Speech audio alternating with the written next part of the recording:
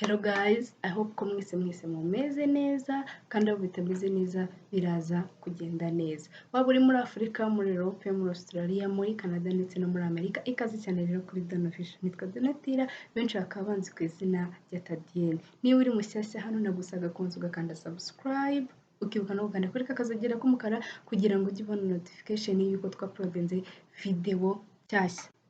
Tugiye kureba cyangwa se tugiye kwigana bimwe mu bintu bitatu utagomba kwiruka inyuma habe na gato, habe na gato. Ikintu cya mbere rero ni urukundo. Ushobora kuba uri umukobwa wakunze umuhungu ariko nyamara akakwereka bimwe mu bimenyetso ko atagushaka cyangwa se katagukeneye cyangwa se ko atifuza kuba mwatangirana urugendo rw'ubuzima. Icyo gihe rero ntuzigere ufata urukundo ko ruhari, ahubwo uziruke.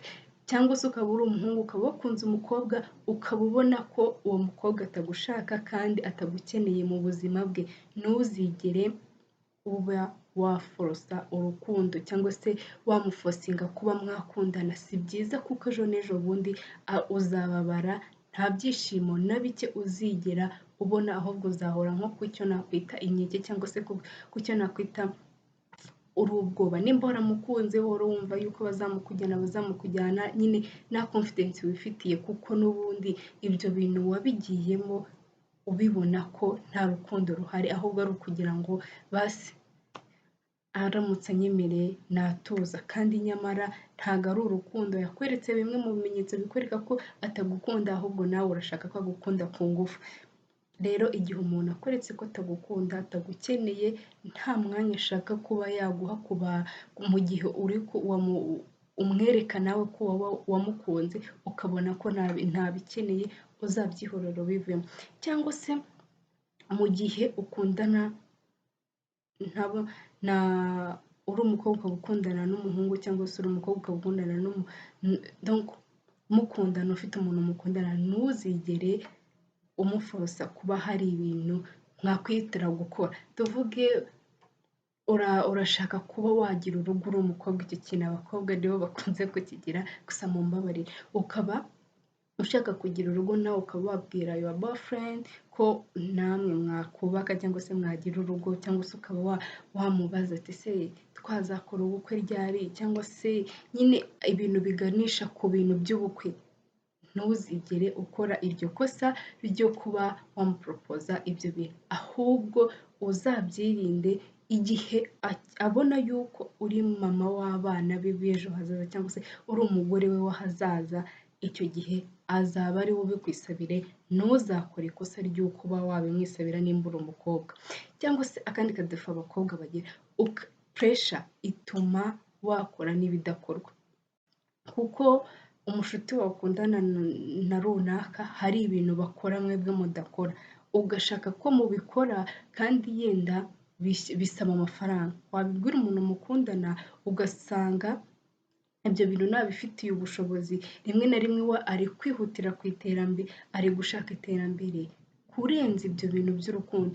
Nyamara yakweretse ibimenyetso ko atagushaka, cyangwa se hari igihe mwagenza ibintu gakeya, wowe urashaka gukora nk'ibyo abashuti banyu bakora, cyangwa se nk'ibyo ababegereye bakora. Ntuzigere wigana bagenzi bawe ibyo bakora ngo namwe abe ari byo mukora, kuko cyane cyane ko ari ibintu abantu babiri baba baganiriyeho. Ushobora kubona ko atabikunda cyangwa se bitazigera binaba, ahubwo nyamara uburyo uri kubimubwiramo ni ibintu uri kumupakiramo ntabishaka. N'urwo rukundo uri kuvuga ashobora kuba yararukwemereye ariko nyamara rudahari. Uri umukobwa wiganye n'abashuti bawe se, uturanye n'abashuti bawe cyangwa se n'abaturanyi, umukobwa wa kanaka yarashatse, ingo zose muturanye zarashatse, cyangwa se abo mukorana bari kugenda bagenda, ugatangira ukabwira boyfriend wawe ibi n'ibi, ugatuma pressure iguhatiriza kuba wakundana na kanaka. Rimwe na rimwe ukaba wakundana n'abahungu bangahe cyangwa se n'abakobwa bangahe, kubera pressure uriho, kubera yuko uri gushaka urugo cyane kurenza uko wakwitonda ngo urebe uwazakubera umugabo w'ahazaza. Iryo kosa abakobwa bakunze kuba barikora, bakihutira kubona urugo mbere yuko bagenzura umuntu bazabana. nimba uri umukobwa uri kunyumva wumva yuko ushaka urugo, banza utekereze kabiri, ese urwo rugo nifuza kuzarumaramo igihe kingana gute? Ni amezi, ni imyaka, ni umwaka, ni igihe kingana gute? Mu gihe rero uteganya yuko urugo rwawe warurambamo cyangwa se n'umugabo wawe muzashakana bibaye byiza, nta muntu utabyifuza ko byaramba mukazasazana, wikwihutira gushaka urugo, ahubwo rindira wige umuntu muzabana, urebe ko nawe wamwihanganira iki gikoze, kino kintu nzi neza ko nyanga, aramutse agikoze ndi ebo yuko namubabarira. Nusanga wabikora rero, uzaba aribwo uganira n'umugabo wawe w'ahazaza cyangwa se w'ejo hazaza ko hari iyindi step mwageraho, ariko ari we biturutseho apana wowe. Ntuzakore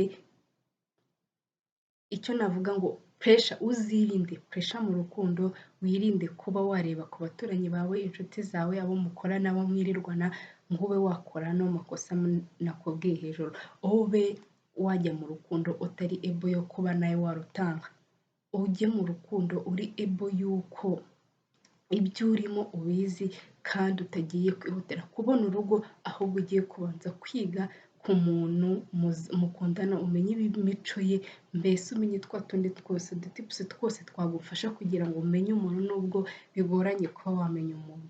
Nibyo byiza kurenza uko ejo n'ejo bundi tuzakubona wababaye, kurenza uko ejo n'ejo bundi akazi kazaba kakunaniye urimo urarira, inshuti zawe zose zabimenye kubera urukundo wagiyemo uhatiriza. Uzirinde guhatiriza urukundo. Umuntu wawe, umuntu ugukunda ntahajya ahora kuri iruhande, cyangwa mu gihe cya gihe cyose wabayemo muri kumwe, ariko wa muntu uba ntibindeba ari wowe umubwiriza ibintu byinshi, icyo gihe uwo muntu rwose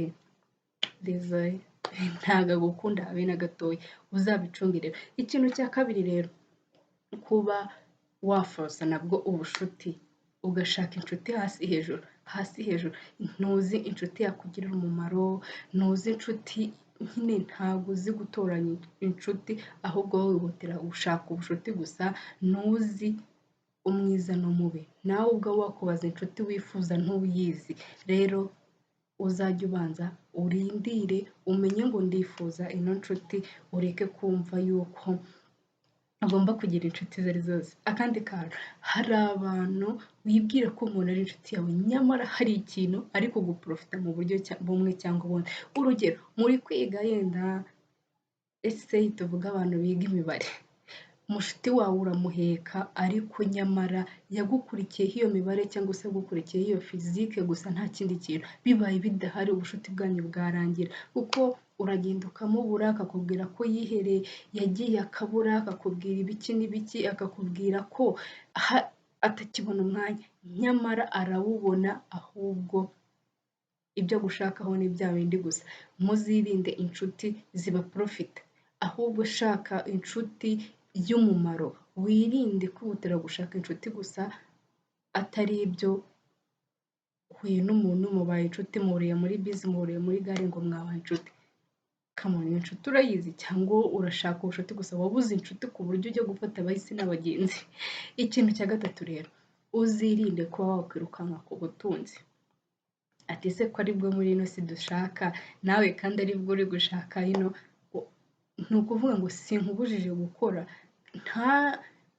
ntakora, ariko wirinde icyatuma ubwo butunzi bwawe bibaye byiza babona byihuse ariko mu buryo bwiza. Ariko akenshi abantu bifuza kuba bakira pafu gutyo ako kanya ni bake cyane, ahubwo usanga hari abantu bashobora kugambanira mugenzi wabo cyangwa se abavandimwe babo, cyangwa se akaba yakwangiza kampani yawe kugira ngo agire ibyo agayininga, nawe azamuke. Rero uzirinde gushaka intsinzi byihuse, kabone noneho hahandi ushobora kuvuga ngo nshobora kwica umuntu, nshobora guhitana umuntu, nshobora kugenza gutya kugira ngo ibyo nshaka mbigereho. Nshobora kuba kera hari igihe byabagaho, sinzi n'ubundi, ariko n'ubu biracyaba. Abana waba uwa mbere, batatu ba mbere bagahangana, umwe nyine bagahora barira, donc aramutse agize Imana akarwara akaba yamucaho, icyo gihe yari kuba yishimye. Rero wiharanira kuba nk'uwo mwana kuko n'ubundi uwo muntu uri gucira izo nzira ati ntaramuka bigenze gutya, nk'ibyo iriya kampani ye nabona bino nakira, nyamara hari ubwenge yabikoresheje kugira ngo abibone, ubu bwenge rero ntabwo ari gutwaye. Uzirinde kuba wakwangiza ibintu by'umuntu kandi ari ni ibintu yashakishije amaboko nubwo hajemo ubwenge, ariko ntabwo utwaye ubwenge bw'umuntu. Rero ushobora no kuba wagenda ugakira ukamukenesha ukamushyira hahandi hasi, ariko nyamara ukabibamo umwaka umwe ubundi ukajya hahandi n'umuntu akibaza ubwo bukire bwawe icyo bwakumariye bukakibura, ugasanga ntacyo byagufashije. Uzirinde gukira ukiriye mu by'abandi mu buryo bubi bwo kubahutaza, bwo kubashyira hasi, bwo kuba ngo ukunda ukire.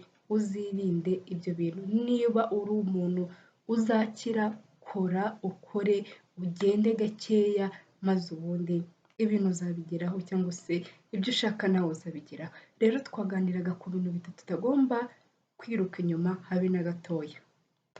Ndakeka hari kimwe cyangwa bibiri waba watoye, cyangwa se hari n'ikindi waba uzi, watwandikira hasi aho ngaho muri komenti duhungurana ubumenyi. Niba kandi wakoze ino video byibura isharinge ku bantu 2 cyangwa 3, ukande like, ujye hasi aho ngaho muri komenti, maze ubundi niba uri mushyashya hano ntiwibagirwe gukanda subscribe. Bye.